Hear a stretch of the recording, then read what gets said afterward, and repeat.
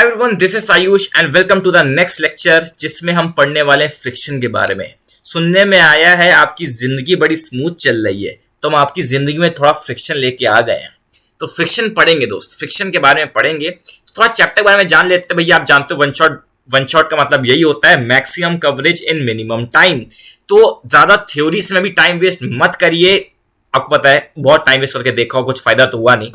तो आप basic important theory जो स्पेसिफिक है, जो नीट के लिए बहुत ज्यादा इंपॉर्टेंट है, वो पढ़ के मेरे साथ क्वेश्चन प्रैक्टिस कर लीजिए, भला हो जाएगा आपका। क्वेश्चन प्रैक्टिस करवाता हूं प्लस टेस्ट भी देता हूं, टेस्ट भी लेता हूं आपके, ठीक है। टेस्ट भी लेता हूं, उससे क्लैरिटी आती है। टेस्ट लेता हूं दो टाइप के, नीट 2020 का लेवल का टेस्ट होता है और नीट 2019 के लेवल का टेस्ट होता है, ठीक है। 19 मतलब 19 और पास्ट, मतलब नीट प्रीवियस ईयर वाले मतलब 2019 से 2010-5 तक उस लेवल का। तो दोनों लेवल्स के लिए कवर अप हो जाता है, क्वेश्चन प्रैक्टिस खतरनाक हो जाती है। भैया डिस्क्रिप्शन में चैनल का लिंक है, रक्षिता का और मेरा दोनों का है। ये नहीं रक्षिता को ज्वाइन करके फिर भूल गए, भैया रक्षिता के नीचे भी आओ, मेरा भी है यार, ऐसा मत करो। नो नाइंसाफी, दोनों का चैनल ज्वाइन करो, क्वेश्चन प्रैक्टिस का लिंक मिल जाएगा, ठीक है। तो इसी के साथ हम फ्रिक्शन के बारे में पढ़ेंगे। फ्रिक्शन ही तो है वो चीज जो सर्दियों में गर्मी देता है, जो बचपन में हमारे घुटनों को छील देता है, यही है वो फ्रिक्शन, ठीक है।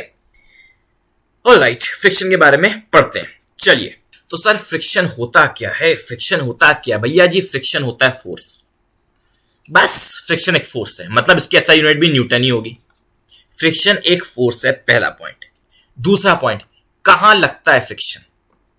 एक बात बताओ, जब तुम रिक्शे से, मोटरसाइकिल से कहीं से कूदते हो तो हवा में घुटने छिलते थे क्या? कि जब जमीन में घिसड़ जाते हो तब छिलते हैं? जैसे ये देखो, मेरे हाथ गर्म हो रहे हैं गाइस, क्या गर्म हो रहे हैं हाथ, मजा आ गया। नहीं होते ना, अब हो रहे हैं गर्म, मजेदार। मतलब whenever there is some contact, friction आ जाता है। फ्रिक्शन एक ऐसा फोर्स है, जब कॉन्टैक्ट आता है तब आता है फ्रिक्शन फोर्स। फ्रिक्शन फोर्स कैसा फोर्स है? जब कांटेक्ट आता है। सर कांटेक्ट आता है तो नॉर्मल फोर्स भी आता था। हाँ सही पकड़े हैं आप, जब कांटेक्ट आता था तो नॉर्मल फोर्स भी आता है। तो इससे एक हिंट मिल गई, फ्रिक्शन फोर्स कुछ ना कुछ रिलेटेड है नॉर्मल फोर्स के लिए। हाँ, जब भी दो बॉडीज में कांटेक्ट होता है तो नॉर्मल फोर्स भी आता है, और जब दो बॉडीज में कांटेक्ट होता है तो फ्रिक्शन फोर्स भी आता है। Yes, friction force is related to the normal force, आगे पढ़ेंगे। तो पहले से समझ में आ गई कि हाथ गर्म करने हैं तो हाथ को छुआना पड़ेगा, ठीक है। माचिस की तीली से आग जलानी है तो माचिस की तीली को उस डब्बे से ऐसे रब करना पड़ेगा। बहुत लोग पूछ रहे थे सर आपकी वीडियोस क्यों नहीं आ रही, वीडियोस। अरे भाई वो है, बीमार आदमी हूं मैं, लग नहीं रहा ना भैया, करना पड़ता है, रिहर्स करके आता हूं। अभी जाके पढ़ जाऊंगा बेड पे, ठीक है। कितना बज रहा है रात के? 2:15 बज रहे हैं, ठीक है। ऊपर से वेब कैमरा मंगवाया था इतना महंगा, वो भी खराब निकला, डिफेक्टिव निकला। 7 दिन लगेंगे उसको रिपेयर होने में। तो मोबाइल से शूट करो, एडिटिंग 2 घंटे से ज्यादा करनी पड़ेगी अब मेरे को। आई डोंट नो, कल वीडियो बहुत लेट आने वाली है, पहले बता दे रहा हूं। बट किसी महापुरुष ने कहा था कि मंजिलें कितनी भी बड़ी हो, उनका अनुमान लगता है उनकी प्रॉब्लम से।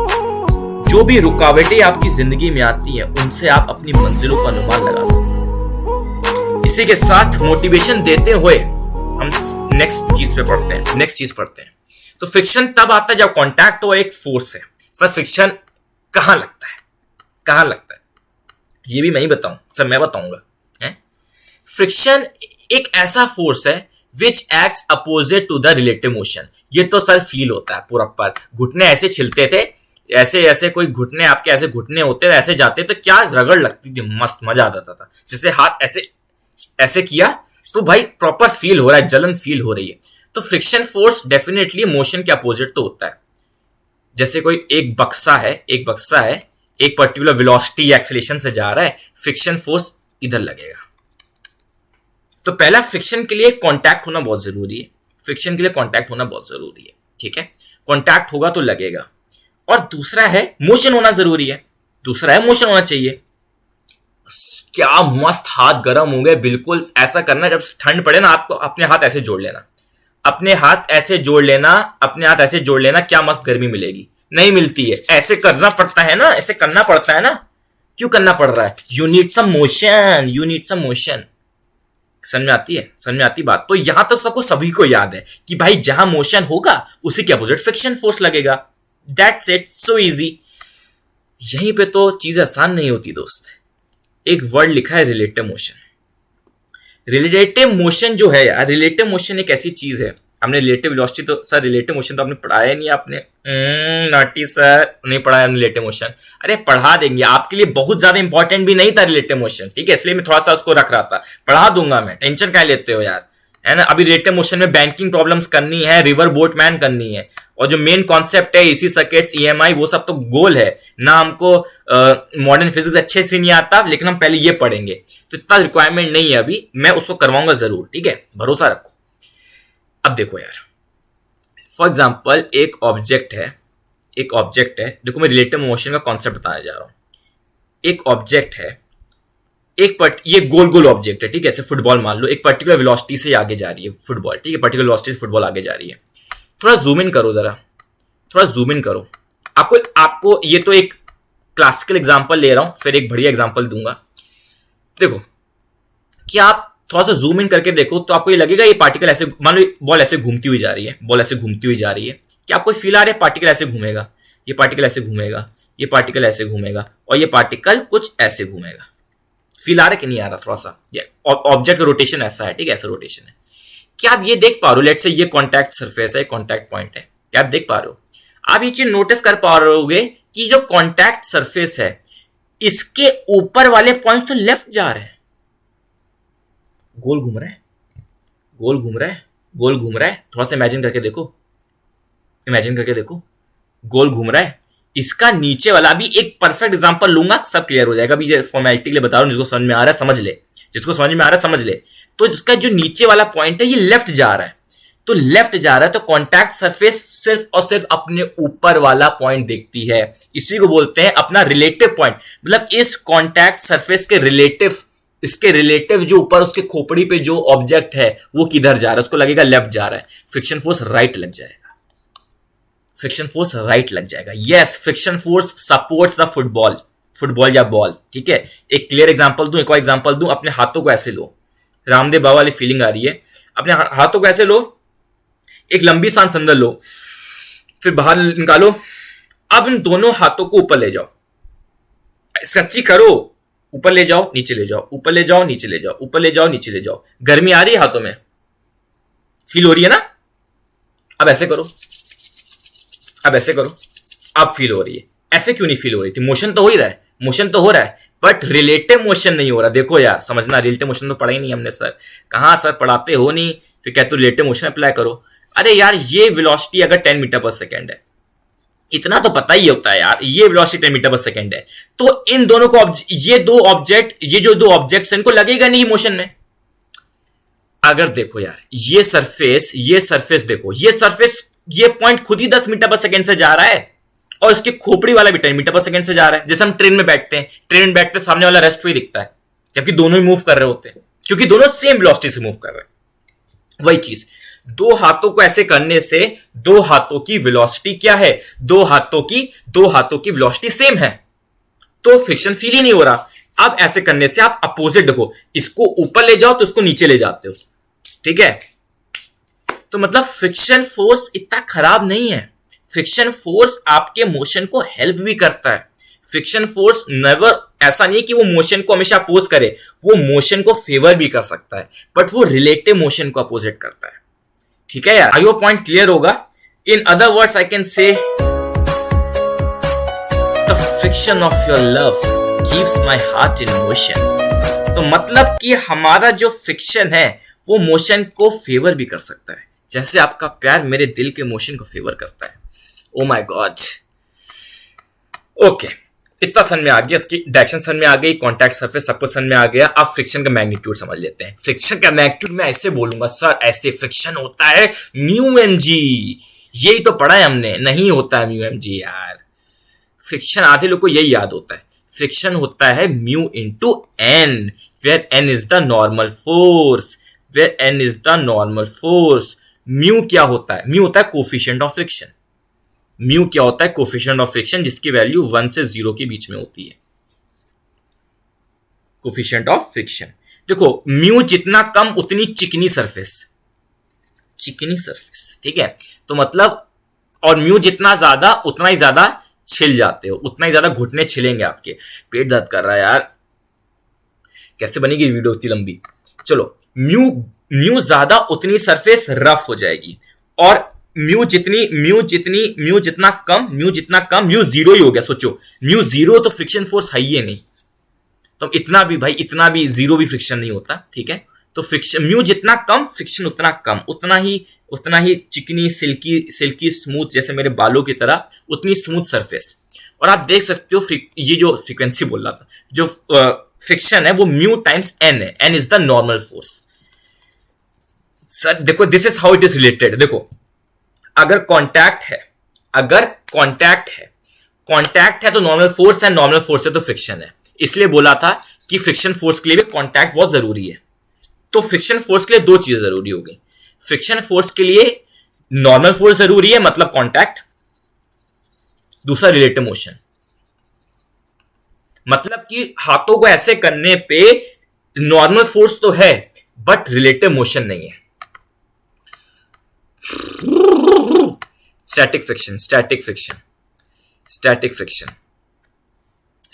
मैंने पढ़ते हैं। स्टैटिक फ्रिक्शन, दो टाइप के फ्रिक्शंस होते हैं, इनफैक्ट 3 टाइप्स के होते हैं, तीसरा थोड़ा कोर्स में, थोड़ा उसके पास थ्योरी है। एक स्टैटिक फ्रिक्शन, काइनेटिक फ्रिक्शन, एक rolling friction. Alright, static friction क्या होता है? यही सबसे कॉम्प्लिकेटेड लगता है, लोग को समझ ही नहीं आता, ठीक है।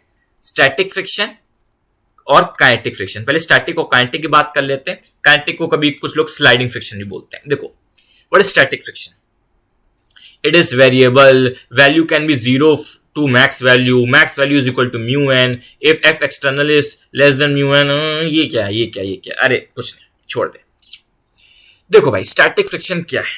स्टैटिक फ्रिक्शन वर्ड से मतलब समझ में आ रहा है। स्टैटिक मतलब जब ऑब्जेक्ट रेस्ट पे हो, ऐसा फ्रिक्शन जब ऑब्जेक्ट रेस्ट पे हो, ऐसा फ्रिक्शन फोर्स जो तब लगे जब ऑब्जेक्ट रेस्ट पे हो। सर, ऑब्जेक्ट रेस्ट पे होगा तो फ्रिक्शन फोर्स लगेगा कैसे? बिल्कुल सही बात बोली, बहुत अच्छी बात बोली। अगर ऑब्जेक्ट पे, मान लो एक ऑब्जेक्ट रेस्ट पे है, बर्बन का बिस्किट, गाइस बर्बन का बिस्किट, अगर आपको ये बिस्किट खरीदना है, you can use my promo code AKBYT। Link of this biscuit is in the description box. ये बहुत ही अच्छा बिस्किट है, ब्रिटानिया कंपनी का है, ठीक है। चलो, अब देखो, मान लो इस पे ये रखा है ऑब्जेक्ट, ये बिस्किट इस पे रखा हुआ है, इसमें फ्रिक्शन लग रहा है क्या? नहीं लग रहा है, क्योंकि रिलेटिव मोशन ही नहीं है। सुनना मेरी बात, इंपॉर्टेंट। अब मान लो इसमें मैंने फोर्स लगा दिया, लेट्स से थोड़ा सा फोर्स लगा रहा हूं मैं, थोड़ा सा फोर्स लगाया, अभी भी हिला नहीं है ऑब्जेक्ट, अभी फोर्स लगा रहा हूं, हिला नहीं है अभी तक ऑब्जेक्ट, थोड़ा सा हिला, अभी फोर्स लगाया, हिला नहीं है, ठीक है। ये कैसे हो रहा है? या कोई भारी बक्से को, तुम बोरी को कभी धक्का दिए हो, कभी भारी बोरी हिलती नहीं है, जबकि फोर्स भी लगा रहे होते हैं। आपने कभी देखा होगा कोई भारी सामान को, घर के जाओ यार, अलमारी को धक्का मारो अलमारी को धक्का, हिलाओ, ये अपने घर का बेड को हिला के देखो, थोड़ा सा, ज्यादा फोर्स मत लगाना, कम लगाना, नहीं हिलेगा। क्यों? क्योंकि जैसे फोर्स लगाते हैं तो फ्रिक्शन फोर्स उल्टा लग जाता है, इसके जस्ट अपोजिट लग जाता है। सर लेकिन ऑब्जेक्ट मोशन में नहीं है वो ऑब्जेक्ट मोशन में। देखो यार, सही बात है, ऑब्जेक्ट मोशन में नहीं है। आपको दो चीज देखनी पड़ती है, या तो रिलेटिव मोशन हो रहा हो या तो टेंडेंसी हो। तबीयत खराब है मेरी। या तो टेंडेंसी हो मोशन होने की। तो जब आपने फोर्स लगाया 10 न्यूटन का, देयर इज अ टेंडेंसी। अब तुम देख नहीं सकता कि 10 न्यूटन लगाओगे तो अब इस ऑब्जेक्ट के पास टेंडेंसी मतलब क्या होता है हिंदी में कैसे बोले? फितरत। इसकी फितरत है अब राइट मूव करने में। ऑब्जेक्ट ऑब्वियसली यार, फोर्स 10 न्यूटन लगेगा तो इस लोअर मोस्ट पूरे बॉडी की, अभी मैं लोअर मोस्ट पॉइंट की बात कर रहा हूं, ये पॉइंट की फितरत आ गई है राइट मूव करने की। फ्रिक्शन ने पहचान लिया, फितरत आपकी राइट मूव करने की है, तो फ्रिक्शन लेफ्ट में लग जाएगा, opposite to the relative motion. हुआ नहीं है रिलेटिव मोशन, बट टेंडेंसी भी आ गई तो भी लग जाता है। रिलेटिव मोशन की अगर टेंडेंसी भी आ गई तब भी लग जाता है। और अपोजिट ही क्यों लगा? क्योंकि opposite to the relative motion. Relative motion की टेंडेंसी राइट में थी तो फ्रिक्शन लगा लेफ्ट में। और कितना लगा? एग्जैक्टली उतना लगता है, एग्जैक्टली उतना लगता है सच दैट ये फोर्स बैलेंस हो जाए। तो अब हर बार फॉर एग्जाम्पल, इतना क्लियर हुआ ना, इतना क्लियर हुआ ना। मान लो एक ऑब्जेक्ट भारी सा बक्सा था, 10 न्यूटन फोर्स लगाया, नहीं हिला। चलो 20 न्यूटन फोर्स लगाया, नहीं हिला। चलो 30 न्यूटन लगाया, नहीं हिला। चलो तो ये बात बताओ, ये कैसे हो सकता है? ये कैसे हो सकता है? जो ऑब्जेक्ट 10 न्यूटन पे 10 न्यूटन में नहीं हिला, मतलब पक्का ये हवा में उड़ा रहा हूं इस ऑब्जेक्ट को, थोड़ी सॉरी हवा में नहीं, ये कॉन्टैक्ट सरफेस, ठीक, कॉन्टैक्ट सरफेस है, कॉन्टैक्ट सरफेस है, कॉन्टैक्ट सरफेस है, कॉन्टैक्ट सरफेस है, ठीक है। तो अब देखो, अब देखो ये कॉन्टैक्ट सरफेस है, कॉन्टैक्ट में है। अब देखिए यार, अब जैसे 10 न्यूटन फोर्स लगा, क्योंकि टेंडेंसी राइट में मूव करने की थी, तो फ्रीक्वेंसी 10 न्यूटन लेफ्ट में लग गई। जैसे ही फोर्स 20 न्यूटन हुआ, friction is like don't be over smart bro, 20 Newton. This is a variable force. ये क्या करता है, जो फोर्स इस पे, जो फोर्स लग रहा है, जो फोर्स उसको मोशन करवाने की कोशिश कर रहा है, फ्रिक्शन उसी का जस्ट अपोजिट लग जाता है। क्लियर है? तो सर ऐसे तो कभी तो कोई ऑब्जेक्ट हिलना ही नहीं चाहिए। हाँ, ऐसे तो कभी ऑब्जेक्ट हिलना ही नहीं चाहिए, बट ना इस फ्रीक्वेंसी, इस फ्रिक्शन की एक लिमिट है। ये जो एक्सटर्नल फोर्स लगा है इसकी लिमिट नहीं है, 20 से 30 हो जाएगा। और भारी आदमी है, और ताकतवर आदमी आ गया 40 न्यूटन, हनुमान जी आ गए 500 न्यूटन। तो यार बट ये फ्रिक्शन फोर्स 20 न्यूटन को कैंसिल आउट करके अब 30 न्यूटन आ गया तो 30 न्यूटन हो गया। बट इस फ्रिक्शन की एक लिमिट है, एक लिमिट है। तो मतलब in short let's say friction की लिमिट है 50 न्यूटन। तो मतलब जब तक आपका एक्सटर्नल फोर्स 50 न्यूटन या फिर लेस है, 50 न्यूटन और लेस है, यह फ्रिक्शन फोर्स इसके अपोजिट लगता रहेगा। 40 है तो -40 लगाएगा, -40 मतलब उल्टा, 40 है तो वो भी 40 लगाएगा इन अपोजिट डायरेक्शन, 30 है तो वो उल्टा लगाएगा 30, 50 है तो वो उल्टा 50 लगाएगा और ऑब्जेक्ट को हिलने नहीं देगा। अब जैसे ही फोर्स 60 न्यूटन हो गया, फोर्स 60 न्यूटन हो गया, फोर्स 60 न्यूटन हो गया, फ्रिक्शन फोर्स कितना लगेगा भाई? इसके पास मैक्सिमम था 50 न्यूटन, 50 न्यूटन नहीं लग पाएगा, नहीं लगा सकता आप 60 न्यूटन। तो इतना अब देखो सीखने को मिलेगा फ्रिक्शन से। भले ही वो 60 न्यूटन उसके पास नहीं है फोर्स, उसके पास वो मैक्सिमम 50 न्यूटन है, बट वो अपना मैक्सिमम लगा देगा। इसी के साथ एक और मोटिवेशन नंबर 2, कि जिंदगी में आपके जो गोल हैं चाहे जितने बड़े हों, जिंदगी में कभी भी ऐसा लगे कि आपकी मंजिल आपके नजदीक बिल्कुल भी नहीं है, याद रखना मेरे दोस्त, याद रखना मेरे दोस्त, भगवान तुम्हारे साथ है। अपना एफर्ट डालते रहो, अपना एफर्ट डालते रहो, जितना कर सकते हो करते रहो। ओके, यहां तक समझ में आ गया। फ्रिक्शन से ये सीखने को मिला है भाई, जितना भी हमारा फोर्स, एक्सटर्नल फोर्स है, जितनी इसकी मैक्सिमम लिमिट है उतनी लगा देगा। ये कब हो रहा है? जब एक्सटर्नल फोर्स ज्यादा हो जा रहा है, जब एक्सटर्नल फोर्स ज्यादा हो जा रहा है तब फ्रिक्शन फोर्स भाई जितनी लिमिट उतनी लगा देगा। ठीक, यहां तक क्लियर हो गया? मेरे को बताओ क्वेश्चन करबो बताओ।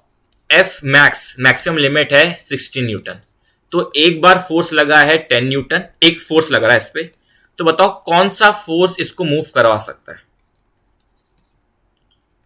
ऑप्शन नंबर बोलो।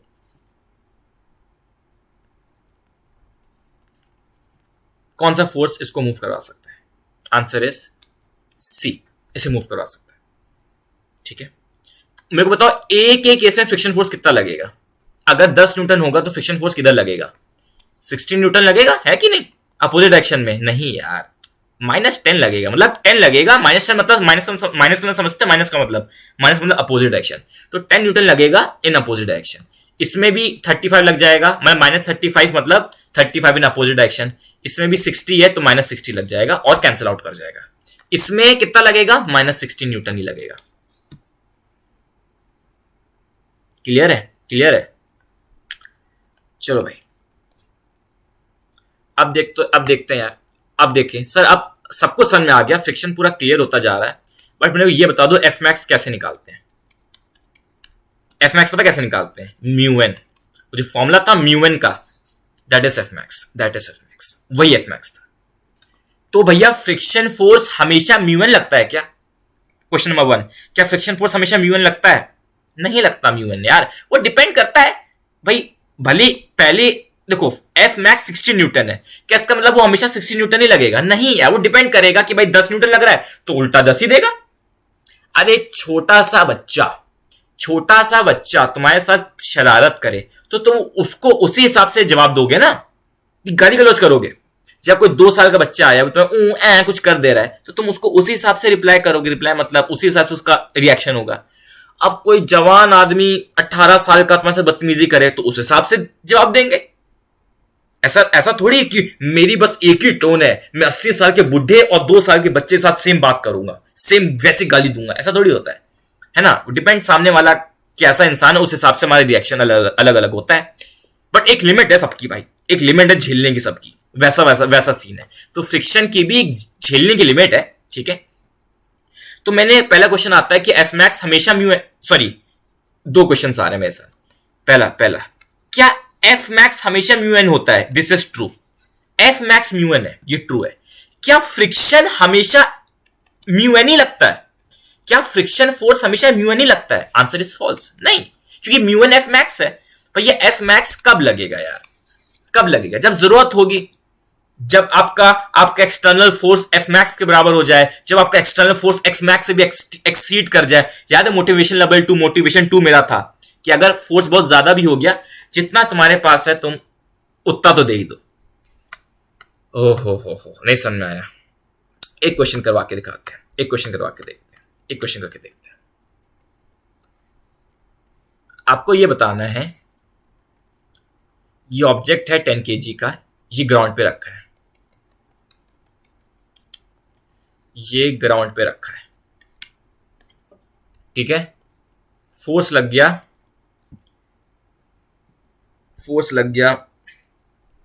30 न्यूटन,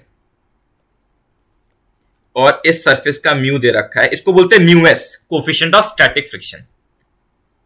म्यू एस दे रखा है 0.2, ठीक है? 0.2 दे रखा है। अब क्या करेंगे? 0.2 दे रखा है, आपको पूछा है इस ऑब्जेक्ट का एक्सेलरेशन बताओ। इस ऑब्जेक्ट का एक्सेलरेशन बताओ, और बताओ लेफ्ट है कि राइट है, यही बताना है।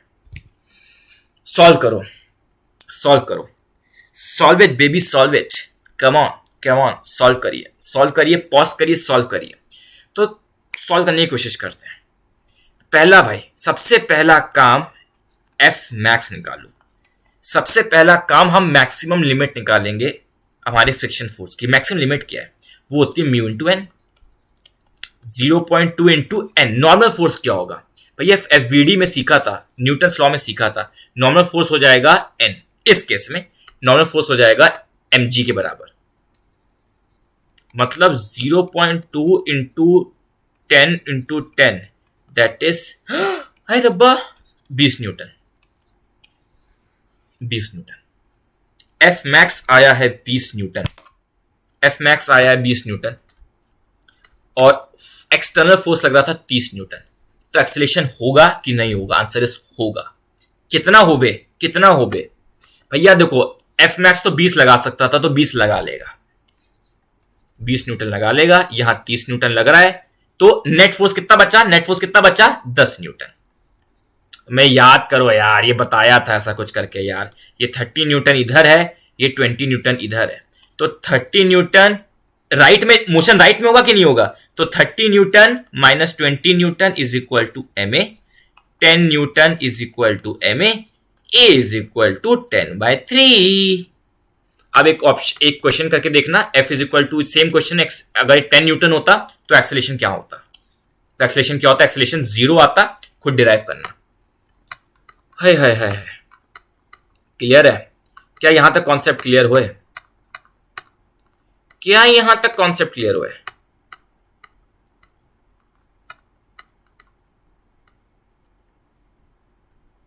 If F external less than mu N, if x external greater than mu N. देखो लेस देन इक्वल टू, ठीक है, rather than I am really sorry. देखो सुनना मेरी बात, यहां पे एक चीज क्लियर कर लो, जब भी F external is equal to F max को ही बोलते हैं म्यू एन, ठीक है, एफ मैक्स को म्यू एन बोलते हैं, इनफैक्ट म्यू एस एन बोलते हैं।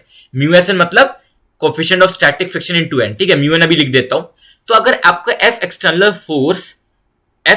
Force less than mu N है, लेस देन म्यू एन है, तो देखो स्टैटिक फ्रिक्शन क्या हो जाएगा, माइनस एक्सटर्नल के बराबर।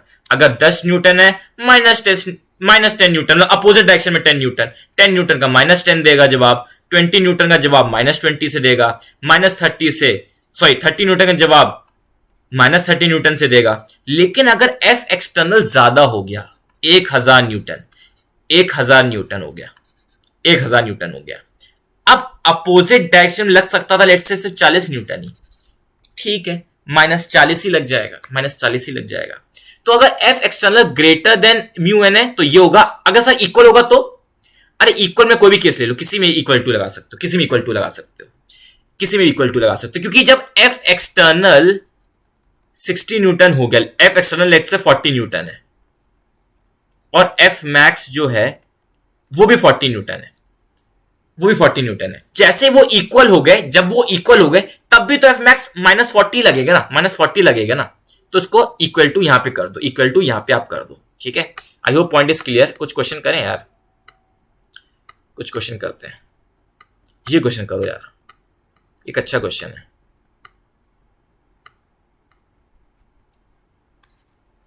ये क्वेश्चन करो, पढ़ो करो। Answer is B, no B is not the answer, C is the answer. भैया फ्रिक्शन के किसी भी फॉर्मूले में आपको एरिया आया क्या, सरफेस एरिया आया? भैया ज्यादा कांटेक्ट होने से नॉर्मल फोर्स नहीं बढ़ता, नॉर्मल फोर्स तो mg है, देखो इसमें भी नॉर्मल फोर्स mg ही है, n is equal to mg ही है, और इस केस में भी नॉर्मल फोर्स mg ही है, ठीक है। तुम धरती पे खड़े हो या धरती के ऊपर सो रहे हो, तुम बोझ दोनों केसेस में, आप धरती पे बोझ दोनों केसेस में, चाहे आप खड़े हो जाओ चाहे आप सो रहे हो। मजाक है दोस्त, डिसलाइक मार दोगे क्या, ऐसा कर दोगे क्या, डिसलाइक मार दोगे क्या? चलो भैया अब एक क्वेश्चन और करते हैं भैया। Which of the following is self adjusted force? Self adjusted force, sliding friction नहीं, स्टैटिक फ्रिक्शन, जी हाँ स्लाइडिंग नहीं। लिमिटिंग फ्रिक्शन क्या होता है, याद रखना ये वर्ड, लिमिटिंग फ्रिक्शन को ही बोलते हैं एफ मैक्स। ये जो म्यूएन होता है, म्यूएन सर, म्यूएन है, ये तो कांस्टेंट, ये तो सर ये तो सेल्फ एडजस्टिंग होता है ना एफ मैक्स। अरे एफ मैक्स तो एक फिक्स्ड वैल्यू है, एफ मैक्स को ही बोलते हैं लिमिटिंग फ्रिक्शन। जो एफ मैक्स होता है वो लिमिटिंग फ्रिक्शन, मतलब जो आपका जो फ्रिक्शन होता है वो 0 से लेके, इट कैन एग्जिस्ट फ्रॉम म्यूएन, म्यूएन से लेके 0 तक बीच में रहता है। इस म्यूएन को ही बोलते हैं एफ मैक्स, और इस एफ मैक्स को बोलते हैं लिमिटिंग फ्रिक्शन। डायनेमिक फ्रिक्शन हटाओ, ठीक है, सब फालतू वर्ड्स हैं। आंसर इज स्टैटिक फ्रिक्शन, ठीक है, उसका कोई तर्क नहीं था, उसका कोई तर्क नहीं था। अब बताओ यार, बताओ भाई, करो क्वेश्चन, करो क्वेश्चन, करो क्वेश्चन, करो क्वेश्चन, करो तब तक हम बिस्किट खाते हैं।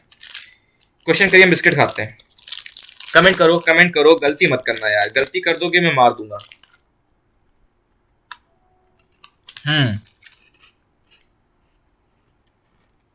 भाई 3 बजने वाला, मुझे नींद आ रही है। इन नॉर्मल फोर्स से double the coefficient of friction is not change. भैया ये सरफेस की प्रॉपर्टी है, ये सरफेस की प्रॉपर्टी है। नॉर्मल फोर्स डबल करने से फ्रिक्शन बढ़ जाता है।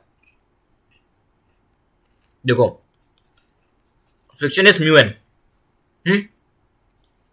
If you increase N F will increase.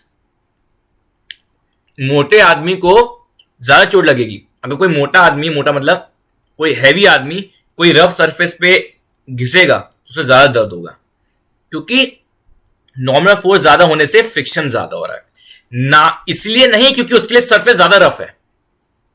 Surface rough एक पतले और मोटे आदमी के लिए दोनों सेम ही है, सरफेस की रफनेस सेम ही होती है। ये सरफेस की रफनेस तुम्हारे लिए मेरे लिए सेम ही है, इसकी वो चेंज नहीं हो रही, वो सेम है, वो सेम है, ठीक है, वो सेम है, रफनेस से कोई फर्क नहीं पड़ेगा। नॉर्मल फोर्स ज्यादा लगाओगे तो फ्रिक्शन ज्यादा लग जाएगा, ठीक है, ये पॉइंट है, ये पॉइंट है। अभी इस पे हमने किया नहीं है चर्चा, इस पे भी हम कर सकते हैं। ये क्वेश्चन अच्छा है, बढ़िया। ट्राई आउट, ट्राई करिए, ट्राई करिए।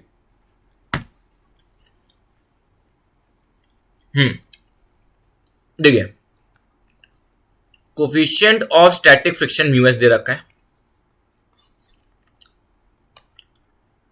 Between block A and mass 2 kg, इतना। ऑब्वियसली यार ये तो कांटेक्ट में नहीं, इस पे कहां फ्रिक्शन लगेगा, फ्रिक्शन इसी पे लगेगा, ठीक है। म्यू एस दे रखा है 0.2।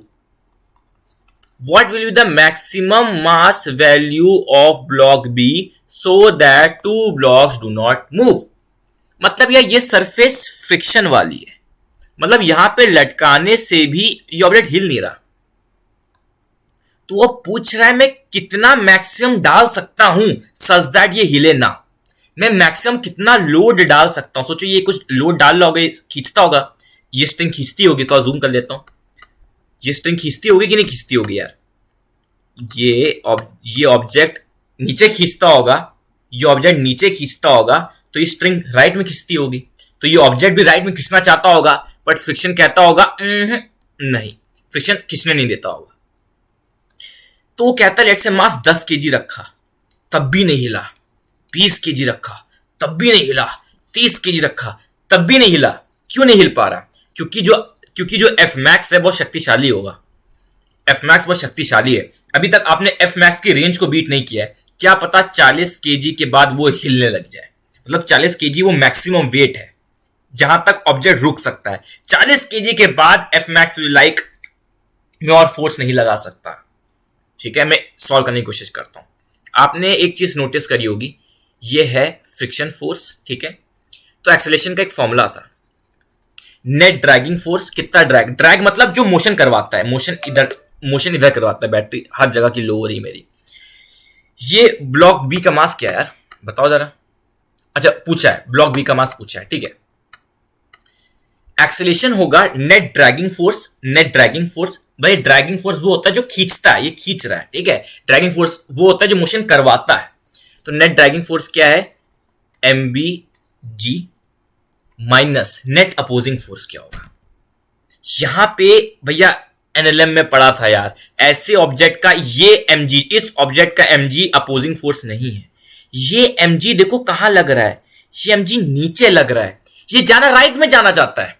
सोचो कोई इंसान मुझे राइट में खींचे और मैं अपने सर पे ये रख लू, बताओ कोई इंसान मुझे राइट में खींच रहा, अपने सर पे ये रख लू, तो क्या मैं बच जाऊंगा?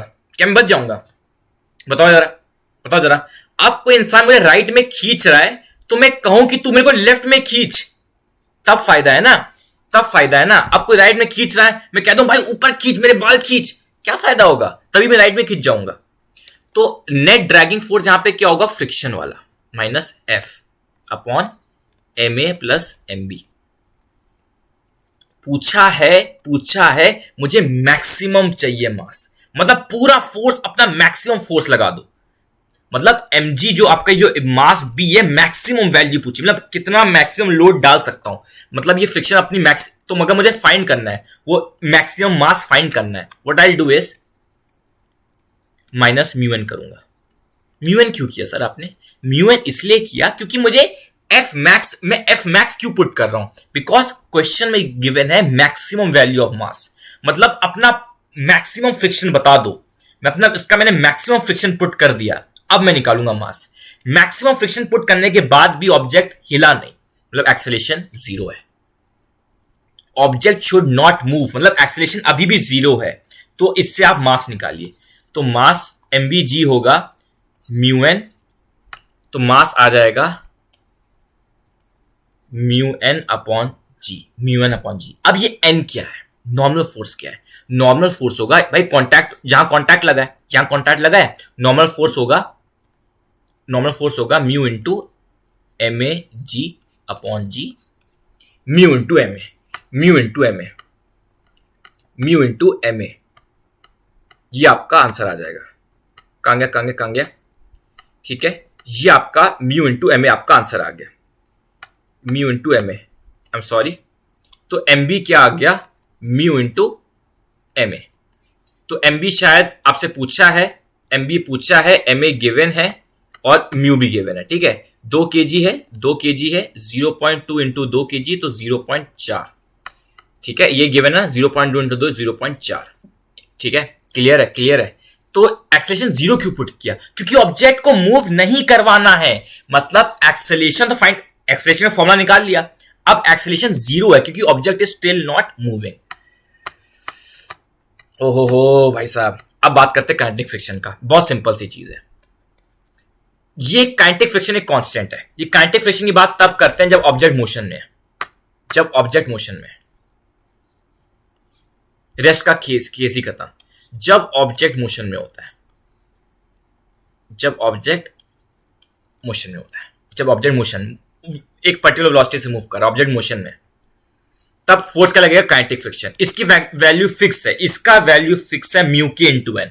सर म्यू के into n, mu into n ना, अरे म्यू इंटू एन ही है, बट जब मोशन में हो रहा है ना तो म्यू चेंज हो जाता है।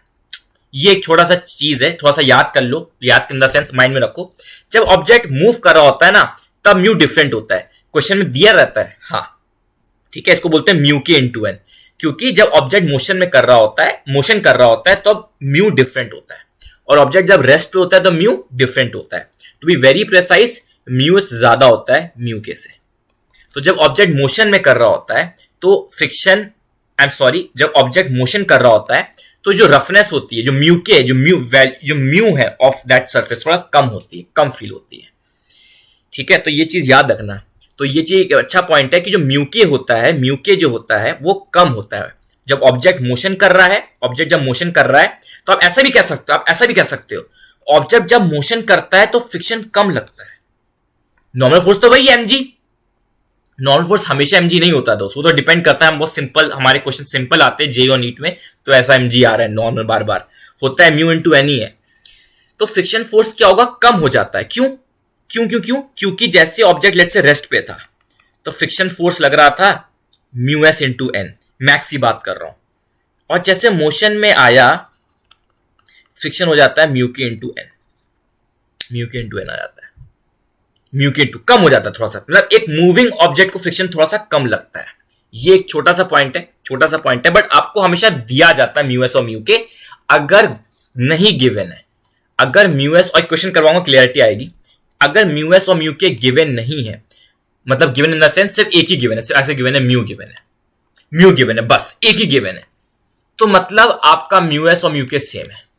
अगर एक ही गिवन है तो म्यू एस और म्यू के सेम है। अब मैं आपको एक क्वेश्चन करवाता हूं, उससे क्लैरिटी आ जाएगी।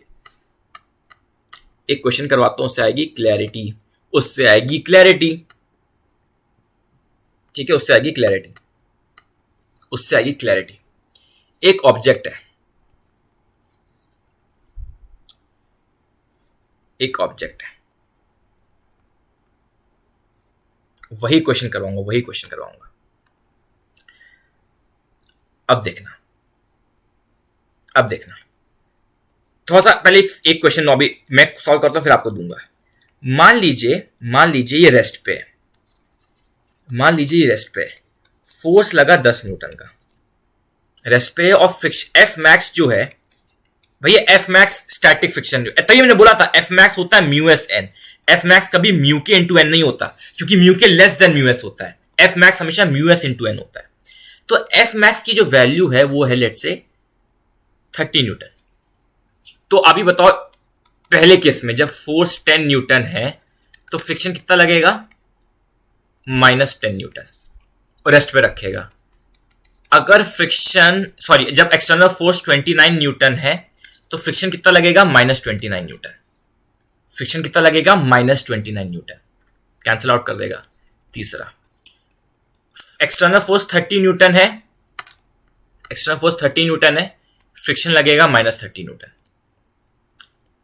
फोर्थ, एक्सटर्नल फोर्स 31 न्यूटन है, फ्रिक्शन फोर्स लगेगा -30 न्यूटन। यहीं पे कैच है, नहीं होगा। सर अभी तो बताए थे यार, क्या कर, सारे कॉन्सेप्ट बिगाड़ दिए, सारे कॉन्सेप्ट बिगाड़ दिए, सारे कॉन्सेप्ट बिगाड़ दिए। सारे कॉन्सेप्ट नहीं बिगाड़े, सुनना मेरी बात, सुनना मेरी बात। -30 न्यूटन नहीं लगेगा, लगेगा, लगेगा म्यू के इंटू एन, म्यू के इंटू एन लगेगा। जैसे फोर्स थोड़ा सा भी ज्यादा हो गया, फोर्स विल बी म्यू के इंटू एन, म्यू के इंटू एन। तो मैंने सर 30 न्यूटन क्यों बोल रहा था बार बार, मैं 30 न्यूटन क्यों बोले पड़ा था, क्योंकि जनरली म्यू एस एन और म्यू के एन कोई डिफरेंट मानते ही नहीं है यार। जनरली वो म्यू एस और म्यू के को सेम रखते हैं, जनरली वो म्यू एस और म्यू के को सेम रखते हैं, इसलिए मैंने बोल दिया था। मतलब कि सर जब एक्सेलेरेशन, अभी बात करते हैं, अभी क्वेश्चन की बात करते हैं, अभी बात करेंगे, अभी बात करें, पहले इतना क्लियर करो।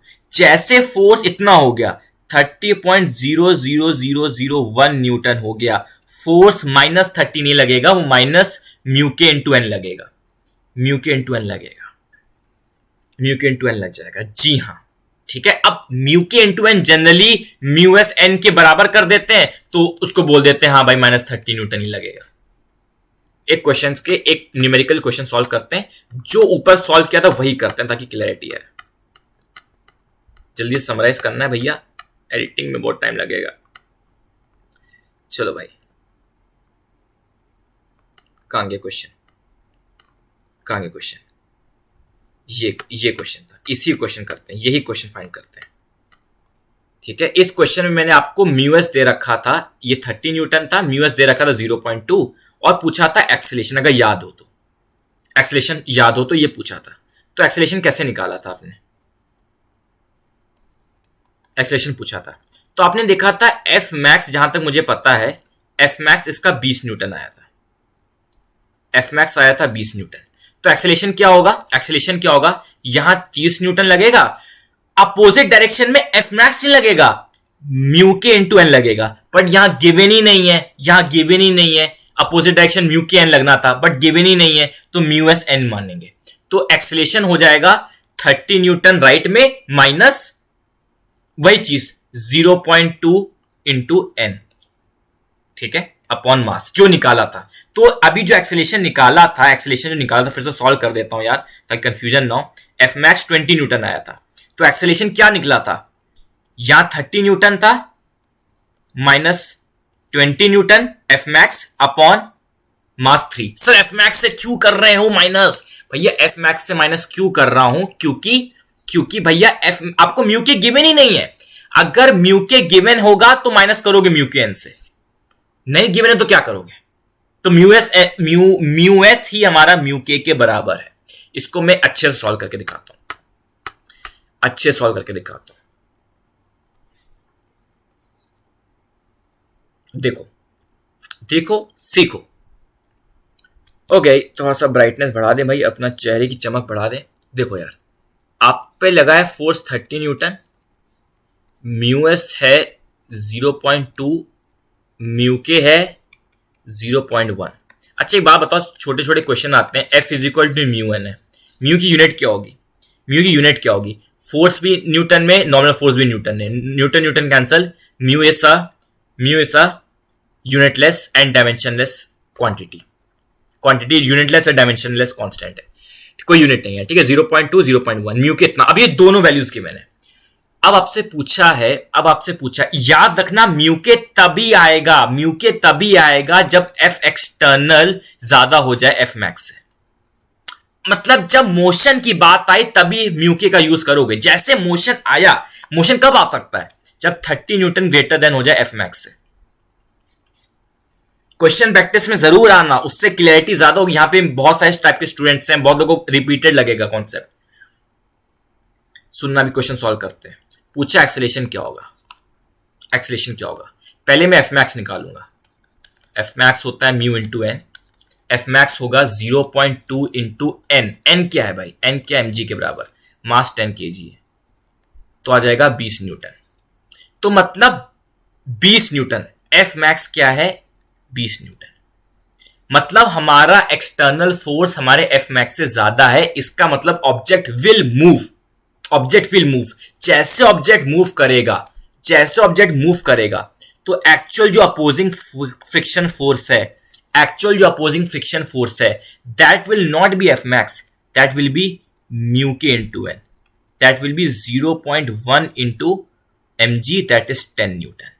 ये कब हो रहा है, जैसे मोशन स्टार्ट हुआ तो इसका एक्सेलेरेशन जो अपोजिंग फोर्स है, मतलब जैसे मोशन स्टार्ट हुआ तो स्टैटिक फ्रिक्शन का डिपार्टमेंट ही चेंज कर दिया।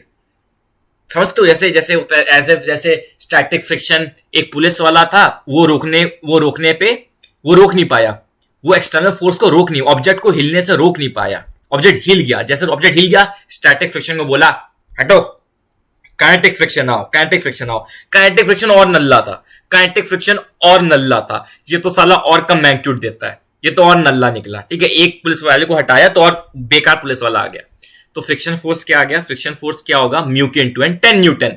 अरे इससे अच्छा तो एफ मैक्स था, बट जैसे मोशन में आया, डिपार्टमेंट चेंज, नया पुलिस अफसर और नल्ला, तो क्या हो गया? 10 न्यूटन, 10 न्यूटन लगा।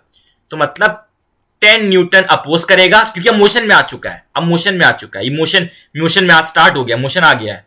30 न्यूटन ऐसे, acceleration will be 30 minus 10 upon total mass, जो कि 10 kg है, जो कि 10 kg है। ठीक है, 20 अपॉन 10 दैट इज 2 मीटर पर सेकेंड। ऊपर मैंने शायद गलत कर दिया, तो ऊपर मैंने शायद 3 kg करना था यार, 3 kg कर दिया था ना शायद गलती से, 10 था। ठीक है, 10 kg मास था।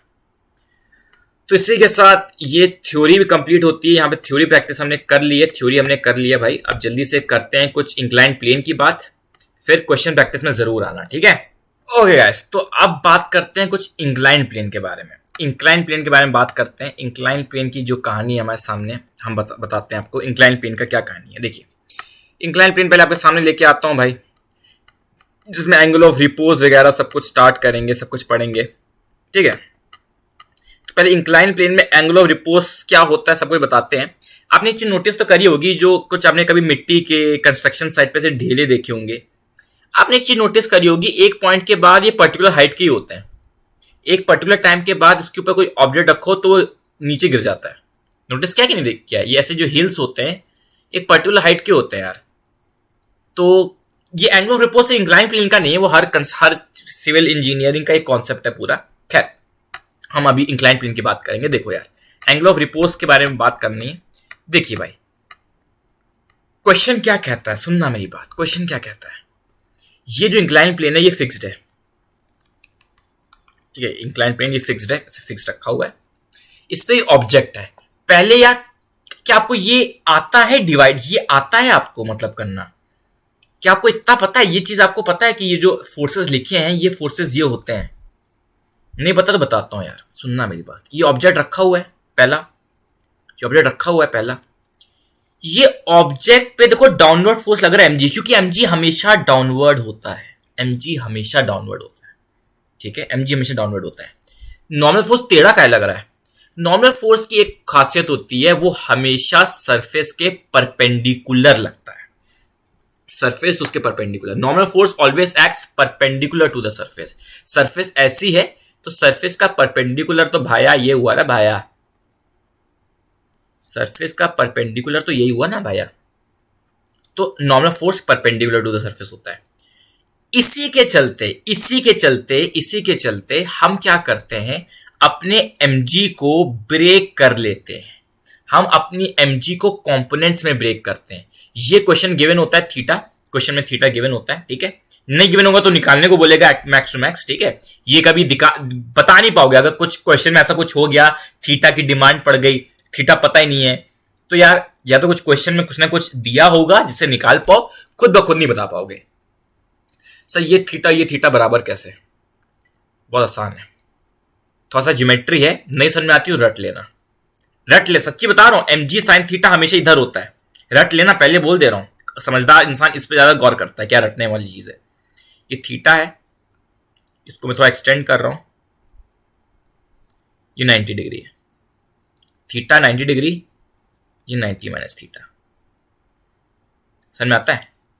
अब देखो यार, ध्यान से समझना, ये देखो, थोड़ा सा जूम इन कर देता हूं, क्या ये 90 डिग्री दिख रहा है? ये 90 डिग्री दिख रहा है। ये चीज 90 माइनस थीटा, तो ये पक्का थीटा होगा, तभी तो सम इसका 90 डिग्री होगा। मेरी बैटरी और घुसती चली जा रही है, कोई बात नहीं, कर हर मैदान फतेह। तो ये देखो, ये थीटा आ गया, समझदार इंसान इसको रट लेगा कि भाई mg sin थीटा जो कंपोनेंट होता है वो इधर होता है, mg cos थीटा इधर होता है, ठीक है। और कुछ फ्रिक्शन लग रहा होगा, कुछ फ्रिक्शन लग रहा होगा, ठीक है। आपने एक चीज नोटिस करी होगी, जैसे ये इंक्लाइन प्लेन आपके सामने बना रहा हूं, ठीक है। ये ऑब्जेक्ट रखा हुआ है, थोड़ा सा भी इंक्लाइंड है, ये ऑब्जेक्ट हिल नहीं रहा, अब हिलना स्टार्ट हो गया। देखो ये ऐसे फ्लैट है, ऐसे रखा है, ऐसे हिलाया, अभी तो हिल नहीं रहा। मैं एंगल बढ़ाए जा रहा हूं, हिल गया। ऐसा क्यों हो रहा है, ऐसा क्यों हो रहा है, समझते हैं बात को। देखो जो डाउनवर्ड फोर्स है, जो ऐसे डाउनवर्ड फोर्स है वो mg sin थीटा है, वो mg sin थीटा है। जो sin थीटा होता है वो डायरेक्टली प्रोपोर्शनल टू थीटा होता है। थीटा जितना बढ़ता रहता है sin थीटा उतना बढ़ता रहता है।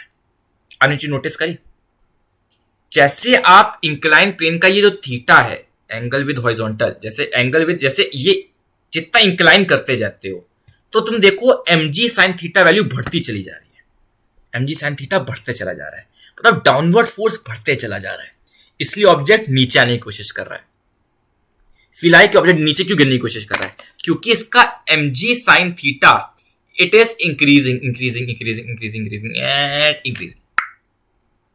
तो एक बात बताओ, अगर ये इस पॉइंट पे गिर रहा है, अगर बताओ अगर इस एंगल पे गिर रहा है, मेरे को बताओ इस एंगल पे गिरेगा कि नहीं गिरेगा।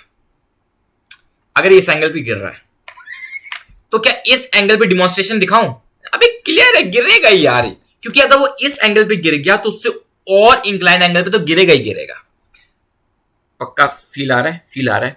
तो एंगल ऑफ रिपोज कौन सा एंगल ऑफ रिपोज वो लास्ट एंगल है, एंगल ऑफ रिपोज वो लास्ट एंगल है जिसपे ऑब्जेक्ट टिका होगा, जिसमें एंगल ऑफ रिपोज वो लास्ट एंगल है जिसपे ऑब्जेक्ट मूव नहीं करेगा। जैसे एंगल ऑफ रिपोज 30 डिग्री है, एंगल ऑफ रिपोज 30 डिग्री है, let's say angle of repose 30 degree, मतलब अगर आपने 30.00001 डिग्री का इंक्लिनेशन ले आए, ऑब्जेक्ट सरक जाएगा। This is the last cut off angle, ये लास्ट एंगल है ऑब्जेक्ट ना गिरने का। थोड़ा सा ज्यादा इंक्लाइन करने पे कहानी गिर जाएगी। तो angle of repose is the last angle, angle of repose is the last angle जिसपे ऑब्जेक्ट स्टे कर सकता है, जिसपे ऑब्जेक्ट टिका रह सकता है, ठीक है, ठीक है। अब एंगल ऑफ रिपोज कैसे निकालते हैं, एंगल ऑफ रिपोज कैसे निकालते हैं। अच्छा एक चीज और छोटी सी बताता हूं, फ्रिक्शन फोर्स की वैल्यू क्या होगी। फ्रिक्शन क्या होता है, म्यू इंटू एन, मतलब mu into m g, mu into m g होगा, कतई एम जी नहीं होगा यार। Normal force m g cos theta है, देखो जरा ऐसे कैसे आया, ऐसा कैसे आया, ये n is equal to m g cos theta कैसे आया। इमेजिन करो अगर नॉर्मल फोर्स ज्यादा होता तो ये उड़ नहीं जाता। अरे देखो यार ऐसे है, अगर नॉर्मल फोर्स ज्यादा होता ये जंप कर जाता, और अगर mg cos थीटा ज्यादा होता तो ये धस जाता इंक्लाइन प्लेन के अंदर। नॉर्मल फोर्स ज्यादा होता तो उड़ जाता, mg cos थीटा ज्यादा होता तो धस जाता। क्लियर है, क्लियर है। तो पक्का एफ मैक्स जो होगा वो mu into mg cos theta होगा।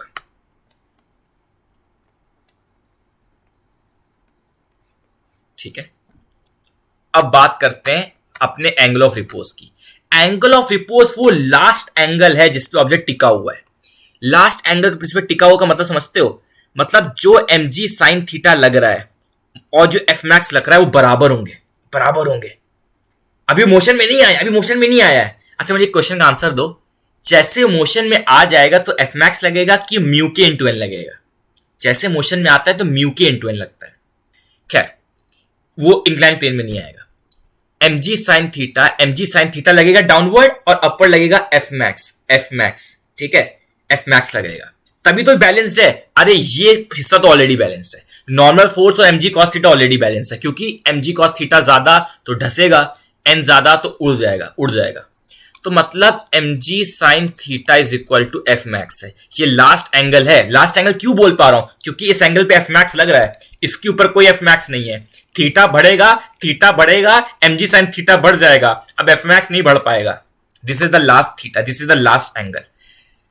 तो mg sine theta is equal to mu n, मतलब mu mg cos theta, cancel cancel, tan theta is equal to mu.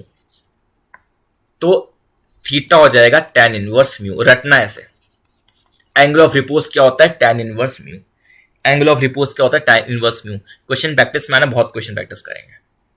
ये वो थीटा है this is the last angle जिस पे object रुक सकता है। ये लास्ट एंगल है, रुक ये वो वाला है, ये लास्ट एंगल इस पे ऑब्जेक्ट रुक सकता है। क्लियर है? क्लियर है? क्लियर है? क्लियर है?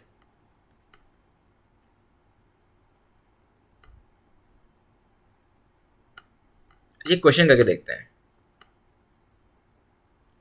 ये क्वेश्चन करके देखते हैं, देखते हैं जरा। 1993 का पहले बता दे रहा हूं, थोड़ा दिक्कत होगी। A block has been placed on an inclined plane with slope angle theta.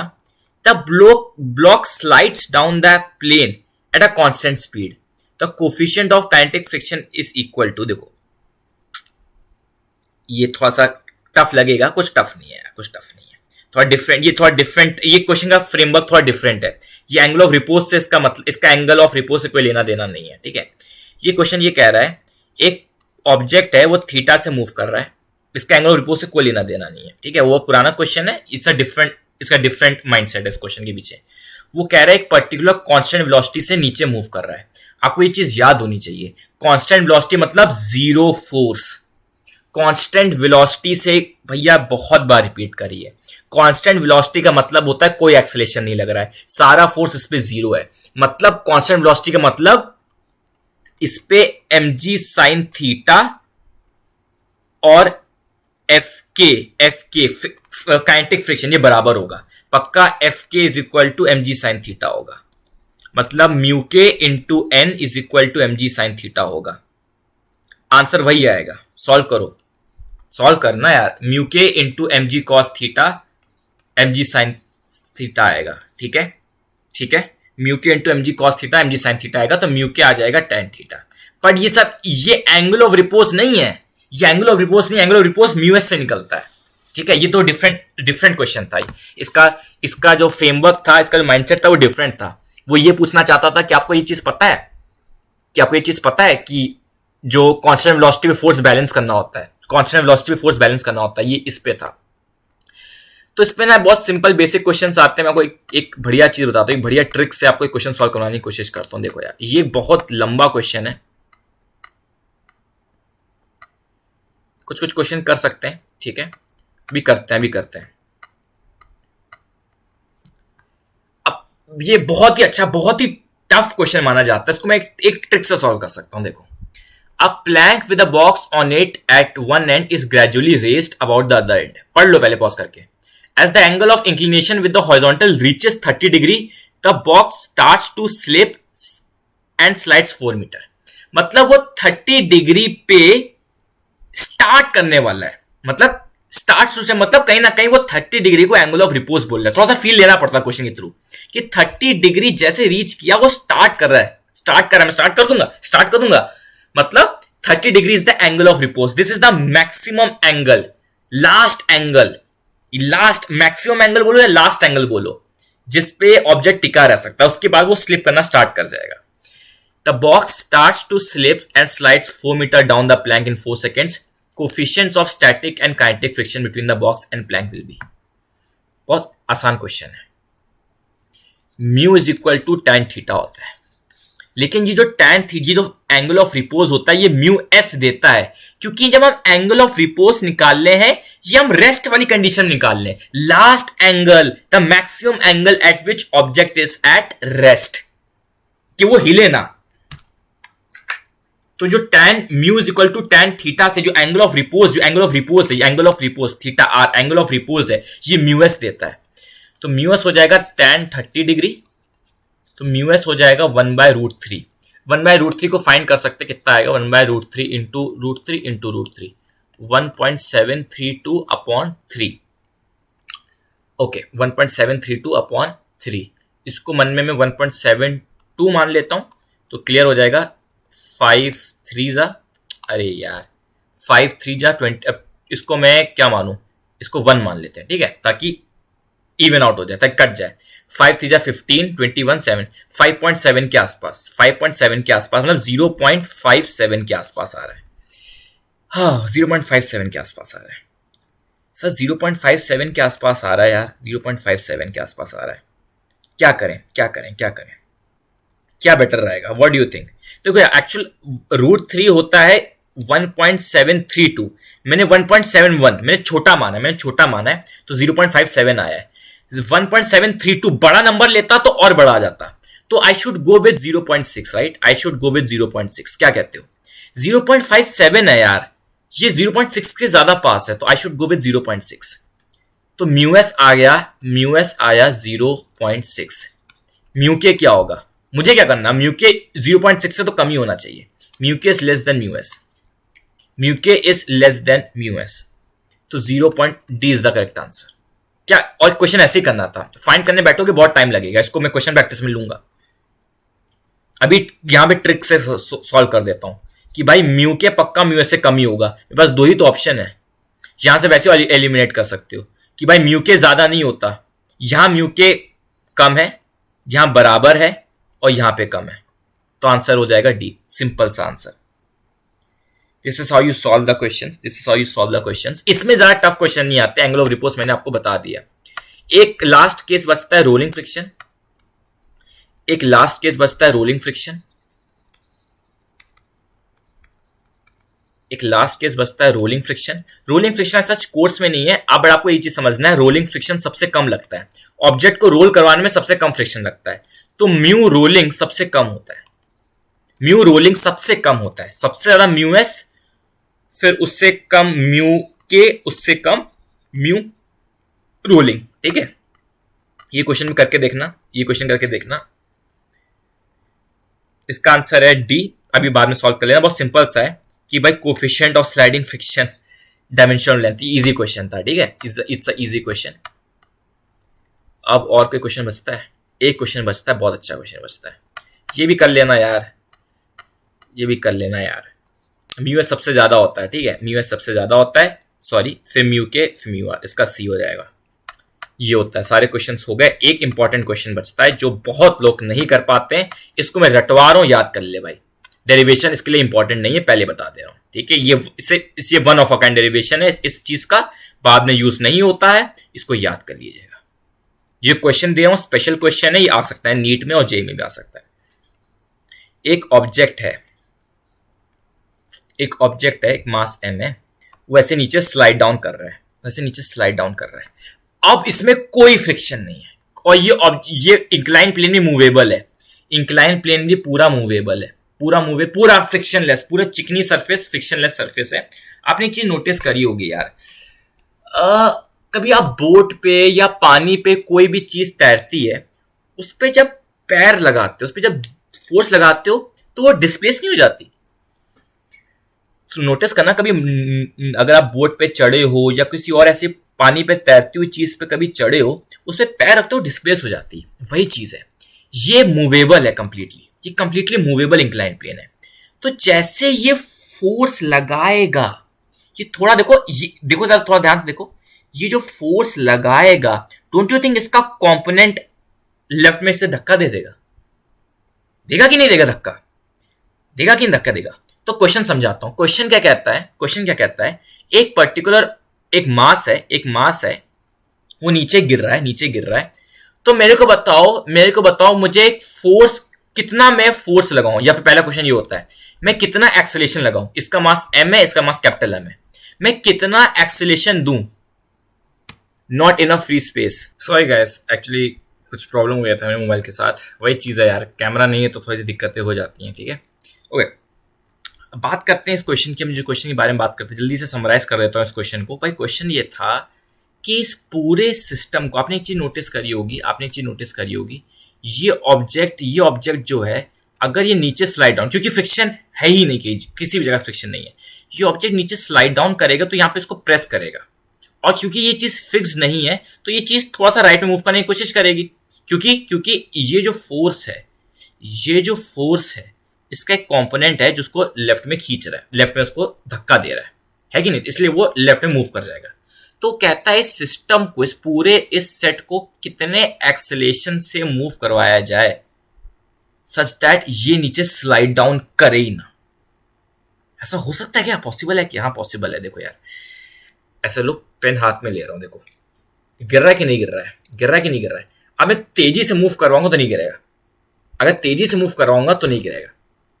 तेजी से मूव करवाऊंगा तो पकड़े देखो ना पेन में, ऐसे करो और ऐसे घुमाओ, ऐसे करो, तेजी में करो, तेजी में करो। तो आपने एक चीज नोटिस करी, आपने एक चीज नोटिस करी, ये ऑब्जेक्ट ऐसे मूव कर रहा है, ऐसे मूव कर रहा है, तो उसको तेजी में ऐसे हाथ घुमाओगे, तेजी में जिस डायरेक्शन में गिर रहा है वैसे ही उधर ही हाथ घुमाओगे, उधर ही हाथ फेरा दो, तेज तेज हाथ घुमाओगे तो देखो ऑब्जेक्ट गिरेगा नहीं। तो मैं तो बार बार रुकना पड़ रहा है।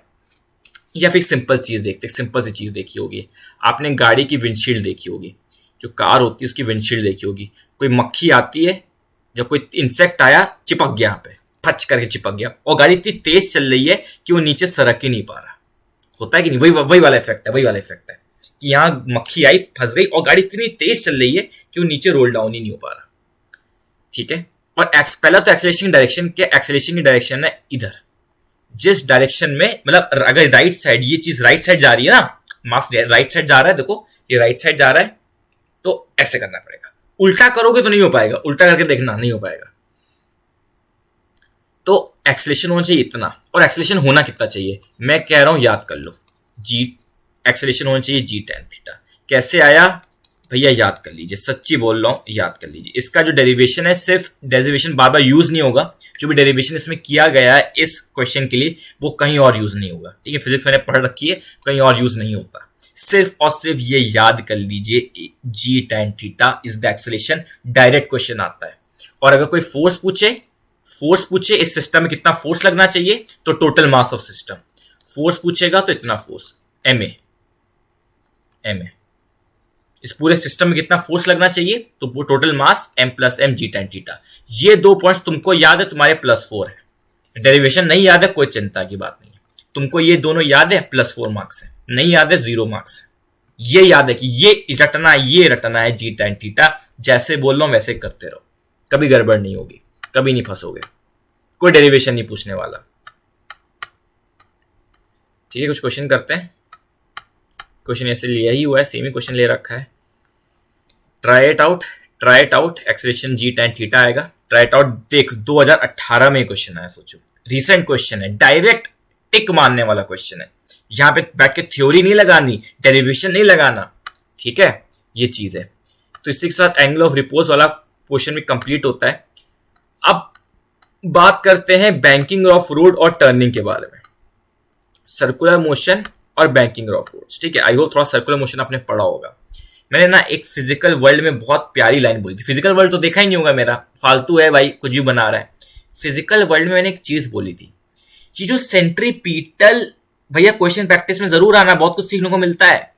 जो सेंट्रीपीटल फोर्स होता है, ये किसी भी टाइप का फोर्स नहीं होता, ये कोई यूनिक कैटेगरी ऑफ फोर्स नहीं। Centripetal force, any force can act as centripetal force. मतलब tension force, friction force, normal force, ये सब बिहेव करते हैं सेंट्रीपिटल की तरह। सेंट्रीपिटल अपने आप में कोई कैटेगरी ऑफ फोर्स नहीं है। Tension force, tension force, magnetic force, any force can act as centripetal force. Clear है?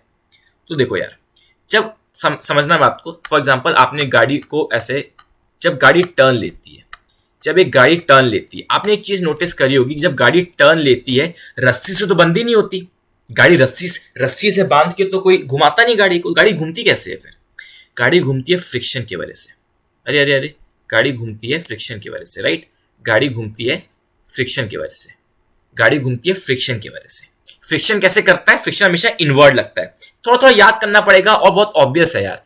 फ्रिक्शन अगर, अरे इमेजिन करो यार, ये सर्कुलर मोशन में गाड़ी मूव करेगी, एक सर्कुलर मोशन में गाड़ी मूव करेगी। सेंट्रीपिटल एक्सेलरेशन टू इनवर्ड्स होता है हमेशा। सेंट्रीपिटल एक्सेलरेशन हमेशा इनवर्ड्स होता है। कुछ प्रॉब्लम आ रही है? सेंट्रीपिटल एक्सेलरेशन हमेशा इनवर्ड्स होता है। तो ये चीज याद करो यहाँ पे, यहाँ चीज थोड़ा सा सेंट्रीपिटल फोर्स का इसमें जरूरत पड़ेगी। तभी मैंने पढ़ा रखा था इससे पहले कि भाई सेंट्रीपिटल फोर्स होता है वो हमेशा इनवर्ड लगता है, जहां सर्कुलर मोशन करवाना है वो इनवर्ड लगता है कि नहीं, इनवर्ड लगेगा हमेशा। तो आपका जो फ्रिक्शन फोर्स है, here friction force will act as centripetal force. क्या होता है सेंट्रीपिटल फोर्स? mv²/r।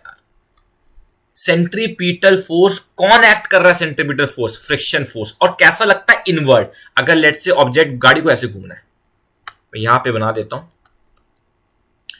मैं ऐसे बना, गाड़ी को ऐसे पाथ में जाना है, गाड़ी ऐसे पाथ में जा रही है, सेंट्रीपिटल फोर्स ऐसे लगेगा, इनवर्ड लगेगा। गाड़ी ऐसे पाथ में जा रही है, ऐसे जा रही है, सेंट्रीपिटल फोर्स ऐसे लगेगा, इनवर्ड लगेगा, इनवर्ड लगता है, ठीक है। सेंट्रीपिटल फोर्स इनवर्ड लगता है, ठीक है। सेंट्रीपिटल फोर्स इनवर्ड लगेगा, ठीक है। सेंट्रीपिटल फोर्स इनवर्ड लगेगा। क्लियर है? क्लियर है। तो यहां पे सेंट्रीपिटल फोर्स जो होगा वो mv²/r होगा। सेंट्रीपिटल फोर्स क्या होता है? सेंट्रीपिटल फोर्स बताइए भैया, थोड़ा सॉल्व करिए। सेंट्रीपिटल फोर्स क्या होता है? mv²/r। और फ्रिक्शन फोर्स क्या हो जाएगा? Mu into n. बहुत लोग को म्यू इंटू mg लगता है, बट वो है म्यू इंटू एन, ठीक है, म्यू इंटू एन। थोड़ा सा दिक्कत हो रही है, ठीक है, उसको सॉल्व करते हैं। देखिए अब मेरी बात समझिएगा, क्या पे यहां पे जो एक्सप्लेनेशन किया गया बहुत इंपॉर्टेंट है, देखो, ठीक है। यहां पे इतना तो क्लियर हो गया, जो फ्रिक्शन फोर्स है वही mv²/r होगा, जो फ्रिक्शन फोर्स है वही सेंट्रीपिटल देगा। अब मेरी बात सुनिएगा, टू अवॉइड स्लिपिंग, मेरी बात सुनिएगा, ये बहुत ज्यादा इंपॉर्टेंट है, पढ़िए। Required friction value must be less than the max value of friction. अरे सुनना मेरी बात, देखो यार, गाड़ी टर्न ले रही है तो उसको एक सेंट्रीपिटल फोर्स चाहिए mv²/r। वो कौन दे रहा है? फ्रिक्शन फोर्स दे रहा है। अगर मैं तेज स्पीड से घुमाऊंगा तो सेंट्रीपिटल एक्सेलेरेशन भी ज्यादा चाहिए, सेंट्रीपिटल फोर्स भी ज्यादा चाहिए, क्योंकि सेंट्रीपिटल फोर्स होता है mv²/r। Centripetal force mv²/r, centripetal force क्या है? mv²/r। अगर वेलोसिटी ज्यादा तेज है तो ज्यादा तेज फोर्स चाहिए घूमने के लिए, तो फ्रिक्शन और ज्यादा लगेगा।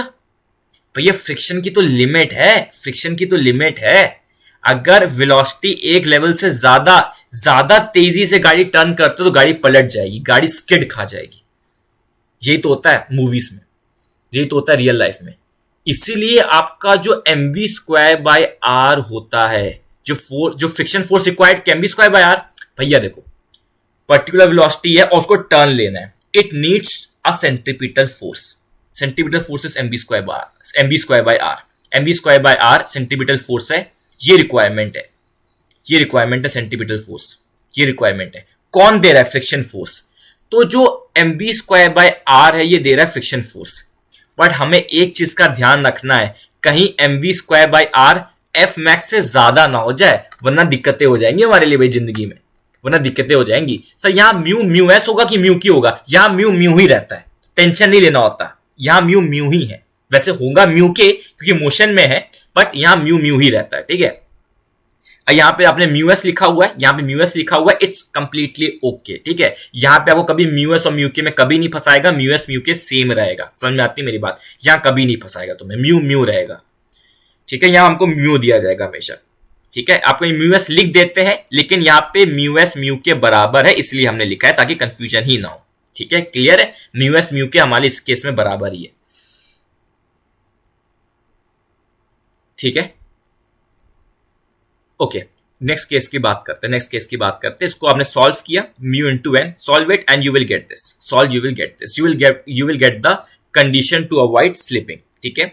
v less than √μg_r, this is the condition to avoid slipping. ये है भाई, ये डायरेक्टली इसका डेरिवेशन तो नहीं, बट इसको आप याद नहीं कर सकते, बट इसका डेरिवेशन इंपॉर्टेंट है, इसका डेरिवेशन कोर्स में है, ऑल राइट। अब बात करते भैया बैंकिंग ऑफ रोड्स की। भैया बैंकिंग ऑफ रोड्स इंपॉर्टेंट है, इसका डेरिवेशन समझ में नहीं आता। देखो बैंकिंग ऑफ रोड्स क्या होती है यार, कभी कभार क्या होता है, जैसे मौत का कुआं आपने देखा होगा, जैसे कभी कभी गाड़ी है, मैं आपको सच्ची बताता हूँ, देखो एक बढ़िया चीज बताता हूँ, जब गाड़ी को टर्न लेना होता है तो आपने एक नोटिस किया, एक प्रॉब्लम आई कि नहीं आई? गाड़ी को टर्न लिया तो एक सेंट्रीपिटल फोर्स चाहिए mv²/r, बट एक पर्टिकुलर v के बाद सेंट्रीपिटल फोर्स इतना ज्यादा हो जाएगा कि फ्रिक्शन प्रोवाइड नहीं कर पाएगा, फ्रिक्शन प्रोवाइड नहीं कर पाएगा। तो इसलिए हम बैंकिंग करते हैं। बैंकिंग क्या होता है? बैंकिंग क्या होता है? सरफेस को कुछ ज्यादा ही उठा रखा है, पता नहीं कोई मूवी का सीन है क्या है, ये जो है ये कुछ ज्यादा ही उठा रखी है ना, सड़क को थोड़ा सा इंक्लाइन कर देते, इतना भी इंक्लाइन नहीं करना, ये शायद कुछ मूवी का कुछ सीन है, ठीक है, कुछ है, तो सरफेस को थोड़ा सा इंक्लाइन कर देते हैं, सरफेस को थोड़ा सा हम ऐसे इंक्लाइन कर देते हैं।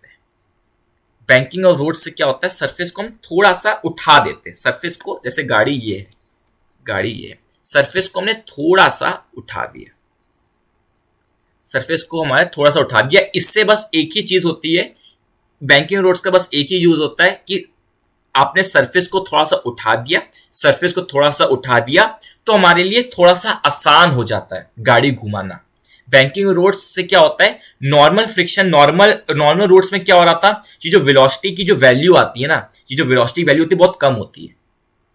बैंकिंग करने से ये जो वेलोसिटी की मैक्स वैल्यू है जो रिक्वायर्ड, जो याद है ये वेलोसिटी की मैक्सिमम लिमिट आ रही थी under root mu g r, आ रहा था, वेलोसिटी आई थी अंडर म्यू जी आर। इसमें देखो आप कुछ कर नहीं सकते हो, इसमें आप देखो अंडर म्यू जी आर आया, म्यू तो सरफेस का केस है, जी तो बस जी कांस्टेंट है, r is radius of the circle, क्या रेडियस ले रहे हो, तो यहां पे अपने पास पावर नहीं है। बैंकिंग करने से ऐसे स्लोप बना लेने से हमारे पास कुछ पावर्स आ जाती हैं, हमारे लिए गाड़ी का टर्न लेना इजी हो जाता है।